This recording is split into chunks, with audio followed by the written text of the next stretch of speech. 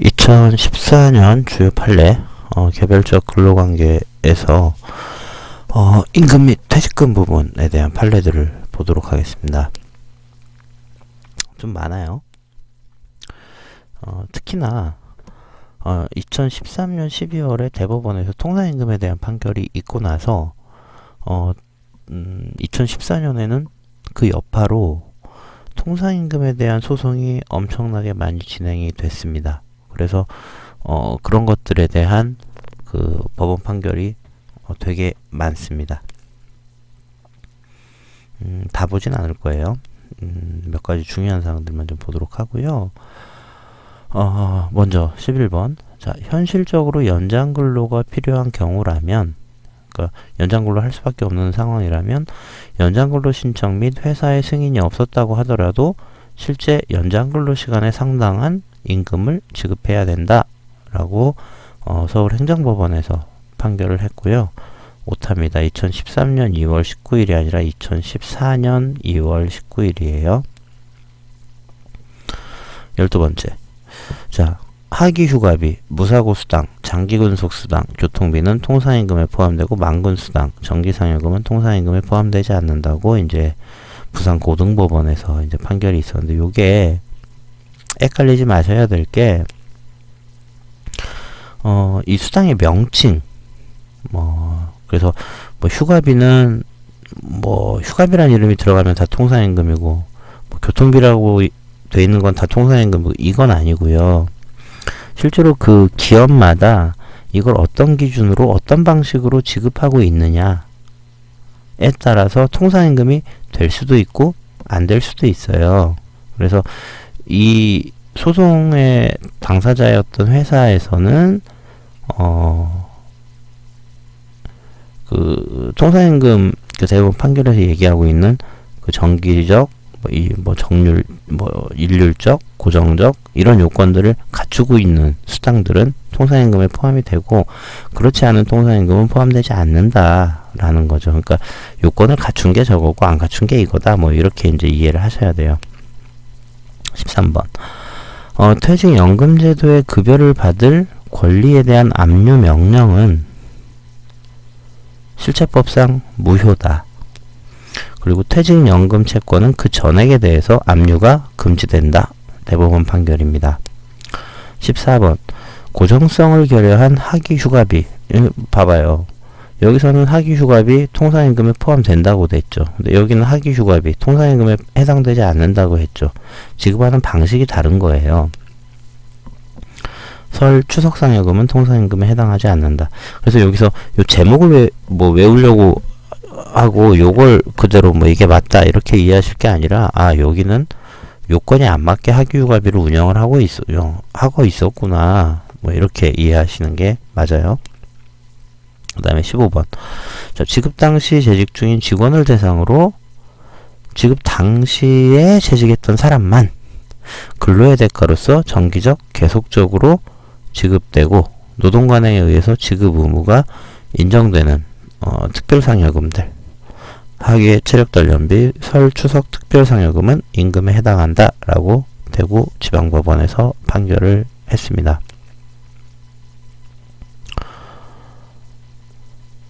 자, 그 다음에 16번. 연차휴가 수당의 액수를 산정할 때 사용자의 부당액으로 인해서 근로자가 출근하지 못한 기간, 그 기간을 전체 근로일 그리고 출근일에 다 산입을 해야 된다.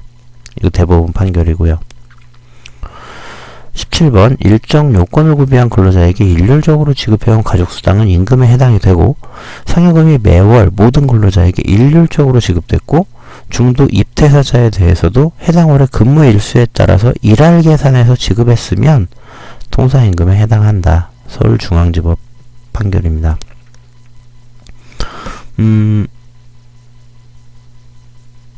일정 요건을 구비한 근로자한테 다 줬다. 이건 말이 가족수당이지 이건 임금이라고 본다는 거죠, 법원에서는. 그리고 상여금이 모든 근로자한테 다 지급이 됐고, 그리고 그 상여금이 만약에 넉 달치를 한꺼번에 주는데 만약에 2달 전에 입사한 사람이면 절반을 주고 이랬다라고 하면 그게 무슨 상여금이냐, 임금이지 이렇게 본다는 거예요. 18번 정기상여금이 통상임금에 해당되나 상여금의 통상임금 산입은 회사 측으로서는 예측하지 못한 재정적 부담을 지게 돼서 중대한 경영상의 어려움을 초래하게 되므로 이건 정의와 형평의 관념에 비추어 용인될 수 없다. 이게 이제 그 2013년 대법원 판결에서 전제 조건으로 달았던 신의성실의 원칙의 내용입니다. 광주지법 순천지원에서 이렇게 판단을 했는데 요 얘기는 아마 소급분에 대한 얘기일 거예요. 소급분을 줄 거냐 말 거냐 해서 신의 측에 적용됐던, 그러니까 이전에는 그런 줄 알고 서로 노사 협상을 하지 않았느냐. 근데 지난 것까지 달라고 하면 그건 신의 측 위반으로 안 줘도 되겠다라고 이제 판단을 했다는 거죠. 엄마? 왜 이래? 왜 이러지? 잠깐만요. 보셨죠? 많죠? 자, 그 다음에 19번. 자, 상여금은 고정적인 임금으로 통상임금에 해당되지만, 고정성을 가지지 않는 캐빈 어학수당이라는 게 있대요.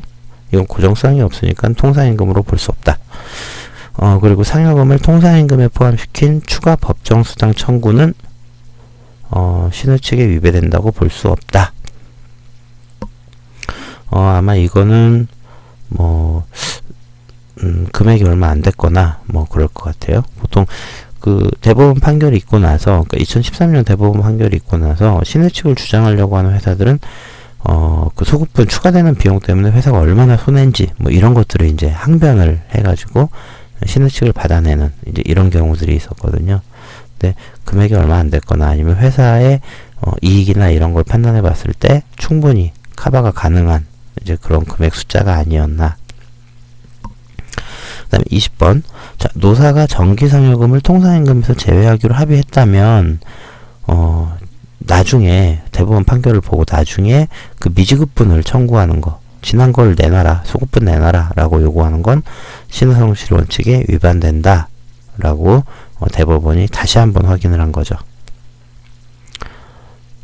왜 자꾸 넘어가죠, 이거? 죄송합니다. 자, 21번. 자, 회사 규정에 의해서 이사 등 임원에게 퇴직금을 지급하는 경우에 그 퇴직금은 근로기준법 소정의 퇴직금이 아니라 재직 중에 직무 집행에 대한 대가로 지급되는 보수에 불과하다. 급여가 아니라는 거예요. 이건 그냥 거래 관계에서의 그 보수라는 거죠. 임원은 근로자가 아니잖아요. 그러니까 등기된 임원이나 이사 이런 사람들은 그 근로자로 안 치잖아요. 근로자여야 급여를 주는 거지 근로자가 아닌 사람한테 무슨 급여냐, 그냥 보수다라는 거죠. 그 퇴직금도 마찬가지죠. 원래는 이사에 대해서, 그러니까 그 임원에 대해서 퇴직금 지급 의무가 없어요. 그냥 일한 대가로 지급하는 보수로 본다는 거죠. 대구지법에서 판결을 했던 거고요. 여기서 이제 사건이 이제 대여금에 대한 부분인데, 요건 좀 이따가 다시 설명을 드릴게요. 자, 22번. 자, 근로시간 산정이 어려운 경우가 아닌데도 연장 근로 여부나 그 시간수와 상관없이 항상 동일한 급여를 지급하기로 한 거는 무효다. 이건 대구지법 판결입니다. 이거 이제 포괄임금제 내용인데요. 포괄임, 그러니까 그 수당이나 이런 것들을 다 계산해서 주는 게 아니라 이렇게 퉁쳐서 주든지, 싸잡아서 얼마, 이렇게 이제 주는 경우들이 있어요. 그럼 포괄임금제 방식의 어떤 지급계약을 근로자하고 회사 측이 맺었을 때, 이거를 다 그렇게 맺어버릴 수 있잖아요. 사용자가 우월한 지위이기 때문에. 그래서 야근을 아무리 해도, 야근수당 안 줘도 되고, 이런, 아니면 월급에서 어느 정도 조금씩만 포함해서 주고, 이제 이런 것들을 다 인정할 수가 없잖아요. 이제 그거에 대한 한계가 있어요. 근데 그 한계를 위반하게 되면 그 우리가 너희들한테 회사가 근로자한테 포괄임금제로 주고 있었다라고 하는 게 다 무효라는 거죠. 제대로 수당 다 계산해서 줘야 된다라는 거죠. 23번. 이것도 통상임금 문제입니다. 환경미화원들에게 지급한 근속과상금, 정액급 식비, 교통보조비, 야층 간식대, 위생수당, 위험수당, 망군수당 등은 통상임금에 해당한다. 그러니까 이렇게 다 돈으로 준 거, 모든 그 환경미화원한테 다 줬다는 거죠. 그렇게 되면 통상임금에 들어간다. 24번 만근한 근로자만 대상으로 지급하는 근속수당이나 상여금은 통상임금에 해당하지 않고 소정근로를 제공하기만 하면 일정액을 지급받을 것이 확정되어 있는 교통비는 통상임금에 해당한다. 만근한 근로자만 지급한다. 조건을 갖춰줘야만 지급하는 경우잖아요. 그리고 그러니까 이런 경우는 통상임금으로 보기 어렵다. 그리고 소정근로를 제공하기만 하면 주는 거는 이건 뭐 월급이랑 뭐가 달러? 라고 대법원은 판단을 했다는 거고요. 25번 자, 고정성이 결여된 정기상여금 복리후생적으로 지급한 개인연금지원금 그러니까 정기상여금은 고정성이 결여되어 있어서 탈락. 그 다음에 개인연금지원금은 복리후생 수단이니까 탈락. 그 다음에 교통지원금 이거는 실비변상적인 성격으로 줬다라고 본 거죠. 그러니까 아마 그 어느 정도 갔다 온 거 증빙 내놓으면 뭐 회사가 그거에 대해서 물어주는 그 금액만큼만 지원해주는 형태였나 보죠. 그런 실비변상적인 성격의 교통지원금은 통상임금에도 안 들어가고 평균임금에도 안 들어간다. 통상임금은요 우리가 수당 계산할 때 기준으로 잡는 그 임금을 통상임금이라고 하고요. 평균임금은 우리가 안 좋은 일 당했을 때 그러니까 회사를 이제 퇴직하면서 퇴직금을 계산하거나 뭐 할 때 아니면 무슨 그 재해를 입었을 때 산재나 이런 걸 입었을 때 그 보상금을 계산하는 그 월급에 뭐 몇 개월치 월급 이렇게 줄 때 그 몇 개월치 월급이라고 하는 것 그런 것들이 평균임금에 해당이 되는 거예요. 자, 그 다음에 26번. 자, 재직 요건이 부과된 정기상여금이라고 하더라도, 소정근로의 대가성이나 고정성이 결여됐다고 보기 어려우면 통상임금에 해당한다. 라고 이제 부산지법에서 본 거고요. 27번. 노사 합의에서 미리 정해놓은 지급 시기와 지급 비율을 적용해서 산정한 금액에 따라서 근로자들한테 정기적 일률적으로 일정액이 지급되는 상여금은 말이 상여금이지 이건 다 준 거 아니냐. 통상임금으로 봐야 된다 라고 부산고법에서 판단을 했습니다. 이 중에서 이제 중요한 몇 가지 판례들을 좀 보죠. 자, 11번 현실적으로 연장근로가 필요한 경우라면 연장근로 신청 및 회사의 승인이 없었더라도 실제 연장근로 시간에 상당한 임금을 지급해야 된다. 자, 유통업체 영업사원으로 일하는 근로자들이요. 한 달에 평균 20일 정도에 한두 시간씩 연장근무를 했는데 연장근로 신청을 하지 않아서 5개월 동안 야근수당을 못 받았어요. 근데 회사에서는 연장근무 매뉴얼에다가 근로자들이 연장근로를 하기 전에 회사의 승인을 얻은 후에 연장근로를 하든지 아니면 연장근로를 한 다음에 내가 이만큼 연장근로를 했으니까 수당을 주세요. 이렇게 연장근로 수당에 대한 신청을 할 수 있도록 규정하고 있어요. 그리고 분위기 자체가 법에 일주일에 12시간 이상 연장근로를 못하게 12시간이 한도죠. 그래서 거기까지만 허용을 하고 그 이상의 연장근로를 허용하지 않고 가급적 근무시간 안에 일을 맞춰서 연장근로가 발생하지 않도록 계속 이제 근로자들한테 얘기를 하고 있었어요. 그러니까 근로자들이 자기들이 별도로 기록한 연장근무 시간을 근거로 연장근로로 인해서 발생한 임금을 청구하는 소송을 제기했다는 거죠. 자기가 이제 나는 이때 출근을 했고 이때 퇴근을 했고 이걸 다 기록을 했어요. 이게 있고 작년에 아마 히트친 게 그 출퇴근 앱이 있었죠. 그 앱을 활용해서 이제 그 체크를 해놓으면은 출근한 시간, 퇴근한 시간이 계속 이렇게 찍혀 나와서 이제 그걸로 이제 소송을 준비해서 이겼던 사례도 있죠. 근데 명절과 이벤트 행사가 있는 경우에 연장근로가 실제로 필요해요. 할 수밖에 없어요. 실제로 연장근로가 필요했지만 회사에서 연장근로의 발생을 싫어하기 때문에 근로자들이 연장근로에 신청을 하지 않는 경우가 있었다고 이제 근로자들이 주장을 했다는 거죠. 그래서 이제 소송이 붙은 거예요.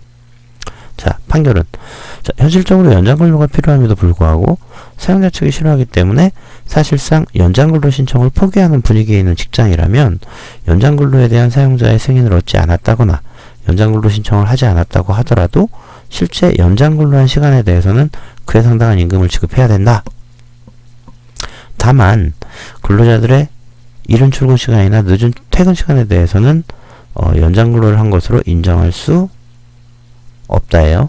근데 이제 여기서 본 게, 자, 근로자들이 출근 시간보다 빨리 출근한 건 사용자가 빨리 출근하라고 했으면 모르겠는데 그게 아니라면 줄 수가 없다는 거죠. 본인이 뭐 일찍 온 걸.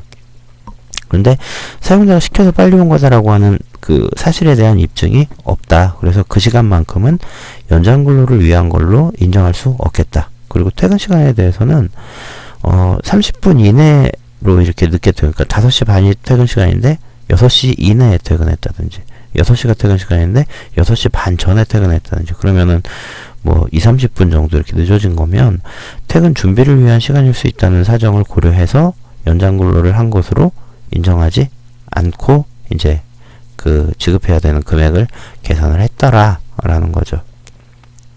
그래서 회사가 이 출퇴근 시간에 대한 관리를 하고 있는지, 일단 중요한 건 내가 연장 수당을 어떻게 받고 있는지, 그리고 출퇴근 시간에 대해서 회사가 관리를 하고 있는지. 근데 이렇게 문제가 되면 회사가 그 자료를 안 줄 수 있거든요. 그래서 혹시 내가 연장 근로가 좀 많거나 하면 본인의 그 앱을 한번 깔아보세요. 깔아서 한번 그거를 쭉 이렇게 누적을 해놓고 언제 써먹어야 될지, 써먹게 될지 모르니까 그렇게 활용을 하시는 게 좋을 것 같습니다. 12번. 자, 포괄임금제에 대한 부분이에요. 자, 볼게요. 사용자가 근로계약을 체결할 때는 근로자에 대해서 기본임금을 결정하고요. 일단 기본급을 정해놓고 그걸 기초로 각종 수당을 가산해서 합산지급하는 게 원칙이다. 이건 대법원 판결입니다. 근데 기본임금을 미리 산정하지 않고 각종 수당을 합한 금액을 월급여액이나 일당 임금으로 정하거나, 그러니까 얼마가 수당이랑 다 들어간 네 월급이야, 뭐 이렇게 정하거나, 아니면 이제 기본임금을 정하고 매월 일정액을 각종 수당으로 지급하는, 그러니까 기본임금은 넌 얼마인데 거기에 수당을 항상 얼마씩 줄게, 그냥 이제 이렇게 줄 수도 있다는 거죠. 그런 내용의 이른바 포괄임금제에 의한 임금지급계약 또는 단체협약을 체결했다고 하더라도 그것이 근로자에게 불이익이 없으면 유효하다. 그러니까 원칙은 기본임금을 결정하고 그거에 따라서 수당을 계산해서 줘야 되는데, 뭐 요렇게 얼마를 줄게, 그냥 급여에다가 얼마 포함해서 이것저것 포함해서 얼마 줄게, 아니면 급여 있고 거기에 수당 얼마 해서 합쳐서 줄게, 이렇게 해도 근로자한테 불이익이 없다면 유효하다라는 거죠. 자, 개별 사안에서 근로 형태나 업무의 성격상 연장, 야간, 휴일 근로가 당연히 예상된다고 하더라도 기본급과는 별도로 연장, 야간, 휴일 근로 수당 등을 세부 항목으로 명백히 나누어서 지급하도록 단체협약이나 취업규칙, 급여규정 등에 정하고 있는 경우에는 포괄임금제에 해당되지 않는다. 이렇게 나눠놨는데 이렇게 나눠놓고 이렇게 주더라도 이건 얘네는 포괄임금제를 하고 있다고 볼 수 없다라는 거죠. 다 일일이 계산해서 줘야 된다는 거죠. 그런 경우는. 그 다음에 단체협약 등의 일정 근로시간을 초과한 연장 근로시간에 대한 합의가 있다거나 기본급에 수당을 포함한 금액을 기준으로 임금 인상률을 정했다는 사정 등을 들어서 이게 다 포괄임금제에 대한 합의가 있었다라고 쉽게 단정해선 안 된다. 이게 이제 과거에 대법원이 이렇게 판결을 했다는 거예요. 그래서 이 회사를 보니까 근로자에 대한 임금을 기본급, 연장근로수당, 야간근로수당, 주휴수당, 만근수당, 만근 초과근로수당, 무사고수당, 교통비 뭐 이렇게 구분한 다음에 이런 수당들을 다 기본급에 합산한 일정액을 임금으로 지급한 게 아니라, 만약에 그랬으면 포괄임금제를 인정할 수 있겠는데 기본적으로 시간급의 개념을 출발점으로 두고요. 그러니까 시간급으로 주는데 각 항목별로 근무 일수에다가 시간급 가산율을 적용해서 금액을 산정해가지고 이걸 합산해서 임금을 지급하기 때문에 실제로 포괄임금 방식의 임금지급 약정이 체결됐든지 아니면 그런 방식의 임금지급이 이루어졌다고 볼 수 없다라고 이제 판단을 한 거예요. 그렇게 볼 수 없기 때문에, 포괄임금제가 아니기 때문에 각각의 수당들에 대해서 계산을 해서 줘야 된다는 거죠. 그리고 그렇게 계산해서 주는 것들이 뭐 이래저래 뭐 나눠서 했던 것들은 통상임금에 들어간다 라고 이제 본다는 거죠. 이게 이제 통상임금에 어떤 게 들어가냐 아니냐 이걸 판단하기 전에 회사가 포괄임금제로 하고 있으니까 우리는 추가수당 안 줘도 된다라고 이제 항변한 것이 이제 법원에서는 이제 요 논리로 이제 깼다는 거죠. 그 논리를 깼다는 거죠. 그러니까 뭐 이게 좀 악구가 맞는 상태에서 포괄임금제를 해야지. 포괄임금제 뭐 하고 있으니까 돼. 이게 그 조건이 맞고 실제로 그런 형태로 운영이 되고 있고 이래야 포괄임금제를 인정받을 수 있다는 겁니다. 그게 아니라면 수당을 주셔야 됩니다. 회사는. 13번. 자, 퇴직연금제도에서 이 퇴직연금이라고 하는 게 압류금지 채권이냐 아니냐. 급여는 압류금지 채권이죠. 월급 이런 건. 자, 채무자. 그러니까 직원이 빚이 있어요. 그래서 누군가가 다른 채권자가 이 채무자의 이 퇴직연금을 압류해 달라고 회사에 요청이 왔다고 그래요. 왔으면 이걸 어떻게 해야 되느냐. 자, 법원은 자, 채무자의 제3채무자. 그러니까 채권자 입장에서 봤을 땐 직원한테 돈을 받아야 되는데 이 직원이 회사에 대해서 연금 채권이 있어요. 퇴직연금 채권이. 그러니까 회사가 제3채무자가 되는 거죠.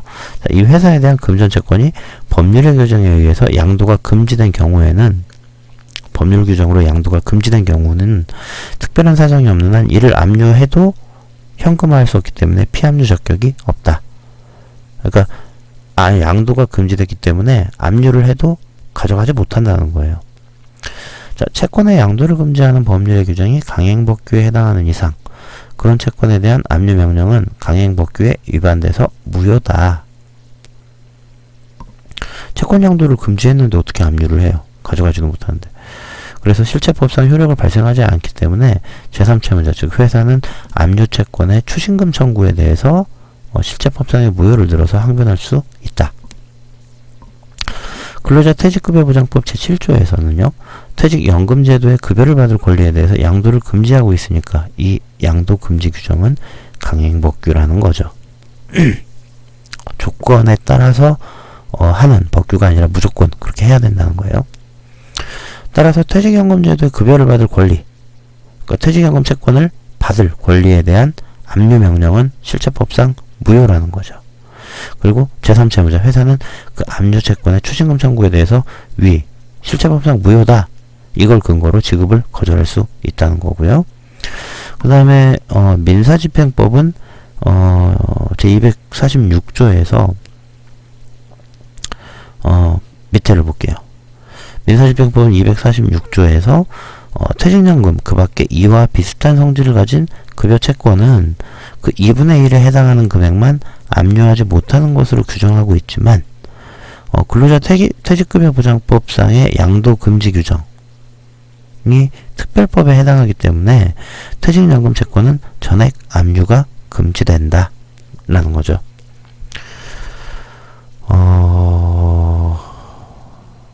상식으로 좀 알아두시고요.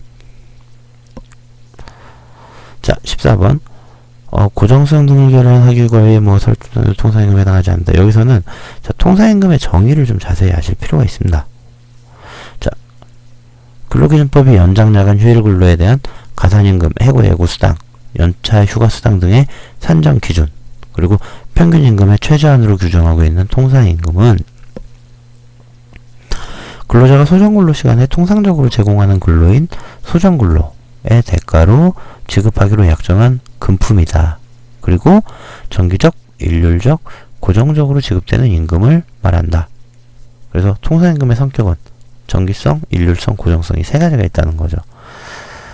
그리고 매달 주는, 그러니까 통상임금이 그 수당을 계산하기 위해서 한 거잖아요. 그래서 한 달에 통상임금이 얼마니까 하루에 통상임금이 얼마고 이걸 계산해야 되니까 그 월마다 이제 금액이 이렇게 정해져 있어야 되잖아요. 근데 한 달을 넘어서는 기간으로 이렇게 지급되는 금액이라고 하더라도 통상임금으로 볼 수도 있다라고 하는 거예요. 어떤 게 있냐? 다음 해 얼마를 주기로 지급했는데 그 다음에 그걸 뭐 달달이 이렇게 쪼개서 준다.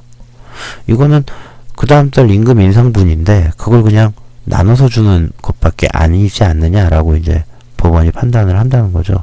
그 얘기예요. 1개월을 초과하는 기간마다 지급되는 임금도 그게 정기적 일률적 고정적으로 지급되는 거면 통상임금에 포함될 수 있다. 자, 이 중에서 고정성은, 자, 고정적인 임금이라고 하는 거는 임금의 명칭유화를 불문하고 임의의 날에 소정 근로시간을 근무한 근로자가 그 다음날 퇴직한다고 하더라도 그 하루 근로에 대한 대가로 당연하고도 확정적으로 지급받게 되는 최소한을 말한다. 그러니까 고정성이라고 하는 건 내가 이때 요만큼 일을 하면 당연히 나는 요만큼을 받을 거다라고 하는 게 딱 정해져 있는 그런 거죠. 이 얘기예요. 그래서 근로자가 임의의 나라에 소정근로를 제공하면 추가적인 조건의 충족 여부와 관계없이, 그러니까 다른 조건이 없이 그냥 소정근로를 제공하면 당연히 얼마를 받기로 돼 있다. 예정되어 있다는 거죠. 그래서 지급 여부나 지급액이 사전에 확정된 임금은 고정성을 갖춘 것으로 볼 수 있다라는 거죠. 자, 이때 이 조건이라고 하는 거, 추가적인 조건, 여기요. 소정근로 제공하면 추가적인 조건의 충족 여부. 이 추가적인 조건이라고 하는 거는 근로자가 임의인날에 연장 야간 휴일 근로를 제공한 시점에 그 성취 여부가 아직 확정되지 않은 조건을 말하는 거예요. 그 일을 할 때 요거에 대해서 내가 얼마를 받을 거다라고 정해져 있지 않은 조건. 그래서 특정 경력을 구비하든지 일정 근속기간에 이를 것 등과 같이 일을 했는데 어떤 경력이 있어야 된다든지 뭐 일정한 근속기간을 채워줘야 된다든지 이런 것 같이 그 시점에 그 성취 여부가 이미 확정되어 있는 기왕의 사실관계를 조건으로 부과하고 있는 경우에는 고정성을 인정해야 된다는 거죠. 근데 근로자가 소정근로를 했는지 여부와 관계없이 뭐 지급일 기타 특정 시점에 재직 중인 사람한테만 주겠다. 만약에 1월 10일 날 일을 했는데 뭐 어떤 금액이 2월 10일 날 줬는데 그때 재직한 사람한테만 줄 거야 라고 하면 내가 2월 10일 날 재직을 할지 안 할지 모르잖아요. 이거는 고정적이라고 보기 어렵다라는 거죠. 자, 근로자가 소정근로를 했는지 여부와는 관계없이 지급일 기타 특정 시점에 재직 중인 근로자에게만 지급하기로 정해져 있는 임금은 그 특정 시점에 재직 중일 것이 임금을 지급받을 수 있는 자격 요건이 된다는 거죠. 이러면 고정적이라고 보기 어렵다라는 거죠. 자, 그런 임금은 기왕에 근로를 제공했던 사람이라도 특정 시점에 재직하지 않은 사람에게는 지급하지 아니하는 반면 그 특정 시점에 재직하는 사람에게는 기왕에 근로 제공 내용을 묻지 아니하고 모두 이를 지급하는 게 일반적이다. 자, 그런 조건으로 지급되는 임금이라면 이른바 소정근로에 대한 대가의 성질을 가지는 것이라고 보기 어려울 뿐 아니라 근로자가 임의의 날에 근로를 제공했더라도 그 특정 시점이 도래하기 전에 퇴직하면 당해 임금을 전혀 지급받지 못해서 근로자가 임의의 날에 연장 야간 휴일 근로를 제공한 시점에서 그 조건이 성취될지 여부는 불확실하기 때문에 고정성도 없다라고 보아야 한다라는 게 대법원 판결이에요. 자, 16번. 자, 이거는요. 자, 근로자가 해고를 당했어요. 해고를 당해서 다퉜어요. 해고의 정당성을 다투니까 부당해고로 판단이 됐어요. 돼서 돼지가 아니라 돼자. 사용자는 해고기간 동안의 미지급 임금을 지급을 했습니다. 이거는 당연히 부당해고 판정이 나면 이렇게 줘야 돼요. 그런데 사용자가 연차 수당을 안 주는 거예요. 그러니까 근로자가 부당해고 기간 동안은 출근한 것으로 봐야 한다라고 주장하면서 미지급 연차휴가 수당을 내놔라 요구를 했죠. 자, 법원은요. 자, 사용자가 근로자를 해고했으나 그 해고에 정당한 이유가 없어서 무효일 경우에는 근로자는 그 부당해고 기간 동안에 정상적으로 일을 했더라면 받을 수 있었던 임금을 다 지급받을 수 있다는 거죠. 근데 해고 근로자가 해고 기간 동안 근무를 하지 않았다고 하더라도 이게 이제 8일 이상 근무해야 연차가 생기잖아요. 그리고 그걸 연차를 안 쓰면 연차 휴가 수당을 받는 거고요. 미사용 연차에 대한. 그러니까 근무를 안 했으니까 연차 휴가 수당이 없다고 회사는 주장을 했겠죠. 근데 근무 안 했다고 하더라도 해고가 무효인 이상 그동안 사용자의 근로관계는 계속되고 있는 거라는 거죠. 해고가 무효니까 이 사람은 계속 관계가 있다는 거죠. 고용관계가 있다는 거죠. 그리고 근로자가 해고 기간 동안에 근무를 하지 못한 건 근로자를 부당하게 해고한 사용자한테 책임 있는 사유로 인한 것 아니냐. 그래서 사용자의 부당행으로 인해서 근로자가 출근하지 못한 기간을 근로자에게 불리하게 고려할 수는 없는 거다. 아니, 내가 이 사람을 해고시켰어. 그래서 출근을 안 했어. 부당해고야. 근데 너 일 안 했잖아. 연차 휴가 발생 안 하잖아. 이렇게 주장하는 건 잘못했다는 거죠. 그 위험을 근로자에 대해서 불리하게 고려할 수는 없는 거다. 그래서 그 기간은 연간 소정근로 일수 및 출근 일수에 모두 산입되는 것으로 보는 게 타당하다. 다 집어넣어라. 설령 부당해고 기간이 연간 총 근로일수 전부를 차지하고 있는 경우라도 다 집어넣어라. 다 출근한 걸로 봐라. 왜? 사용자 네가 잘못했으니까. 이제 이런 논리라는 거예요. 자, 그 다음에 20번. 이거 이제 신성실의 원칙에 대한 부분입니다. 자, 임금 협상 과정에서 노사가 정기상여금은 그 자체로 통상임금 해당하지 않는다 라고 이제 둘 다 오인을 했다는 거죠. 오인한 나머지 정기상여금을 통상임금 산정 기준에서 제외하기로 합의를 했어요. 그리고 그걸 전제로 임금 수준을 정했어요. 근데 자, 여기 보면 임금 협상 당시에 전혀 생각하지 못한 사유를 들어서 정기상여금을 통상임금에 가산하고 이를 토대로 추가적인 법정수당의 지급을 요구하고 있다는 거죠. 그래서 노사가 합의한 임금 수준을 뭐 어느 정도가 훨씬인지 모르겠지만 상당히 엄청나게 큰 액수를 요구를 했겠죠. 그런 수준을 훨씬 초과하는 예상외의 이익을 추구하고 근로자 측이요. 자기도 원래는 생각 안 했는데 이게 통상임금 바뀌니까 야 이만큼 더 받아야 되는 거 아니야 라고 이제 예상 외의 이익을 추구하고 그로 말미암아서 사용자한테 예측하지 못한 새로운 재정적 부담을 지우게 된다는 거죠. 그래서 중대한 경영상의 어려움을 초래하거나 기업의 존립을 위태롭게 하면 이건 결국 근로자 측에까지 그 피해가 미치게 돼서 노사 둘 다 도움이 되지 않는 조음이 오타가 없는 줄 알았는데 있네요. 제가 원래 오타 잘 안 하는데 아무튼 그런 결과를 가져오기 때문에 정의와 형평관념에 비추어서 시내의 현저에 반해서 용인될 수 없다. 그러므로 이와 같은 경우에 근로자 측의 추가 법정수당 청구는 시내 측의 위배돼서 받아들일 수 없다. 자, 21번. 내용은 아까 임원의 그 퇴직금에 대한 부분이죠. 자, 임원의 퇴직 전별금의 법적 성격은 뭐냐? 이게 이제 관건입니다. 판결은요. 자, 회사와 이사 사이에 이해가 충돌될 염려가 있는 이사의 회사에 대한 금전대여 행위는, 그러니까 이사하고 회사가 둘이 금전대여. 이사는 의사결정권을 몇 개 가지고 있는 그런 사람이잖아요. 근데 그 사람이 회사와 뭔가 동거래를 한다? 내용을 뻔히 아는 사람이 이제 이런 것들을 금지하고 있다는 거죠.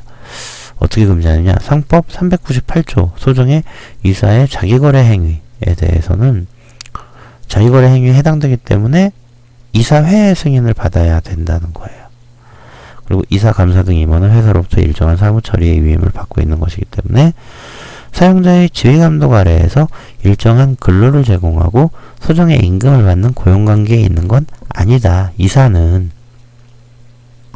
사무처리 위임을 받았지 고용관계가 아니다라고 본다는 거예요. 따라서 일정한 보수를 받는 경우에도 이걸 근로기준법 소정의 임금이라고도 할 수 없고 보수직 근본적으로 임금이 아니라는 거죠.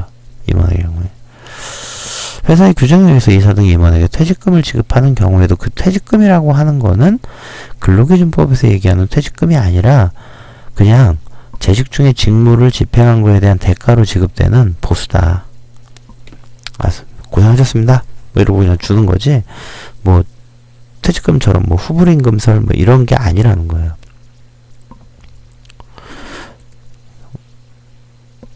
그래서 요건 보면 이사가 아마 저기 좀 그런 잘못을 좀 한 것 같아요. 그러면서 잘리니까 퇴직금 내놔 뭐 이랬는데 우리가 왜 너한테 퇴직금을 줘야 되는데 뭐 이제 이러면서 소송 왔는데 이사가 진 거죠.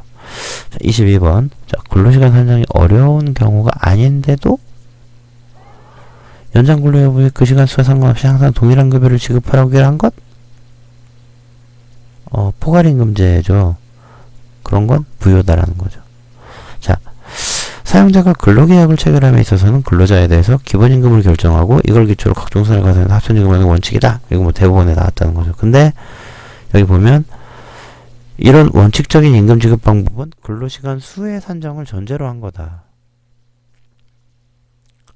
근로시간을 산정해서 그거에 따라서 임금을 지급하는, 그게 이제 원칙적인 임금 지급 방법인데, 예외적으로 뭐 감시단속 쪽 근로 등과 같이 근로시간, 근로 형태, 업무의 성질을 고려할 때 근로시간 산정이 어려운 경우가 있다는 거죠. 그런 경우에는 사용자와 근로자 사이 기본임금을 미리 산정하지 않고 그냥 법정 수당까지 포함된 금액을 뭐 월급, 1급 뭐 이렇게 정하거나, 아니면 기본임금을 미리 산정하면서 법적인 여러 가지 수당들을 그냥 고려하지 않고 일정액을 플러스해서 주는, 퉁으로 그냥 이렇게 얼마 이렇게 이제 얹어서 주는, 그걸 법정 제수당으로 정해서 이를 근로시간 수와 상관없이 지급하기로 약정하는 내용의 이른바 포괄임금제에 의한 임금지급 계약을 체결했더라도 그게 근로자한테 불이익이었고 여러 사정에 비춰서 정당하다고 인정되면 뭐 그렇게 해도 된다는 거죠.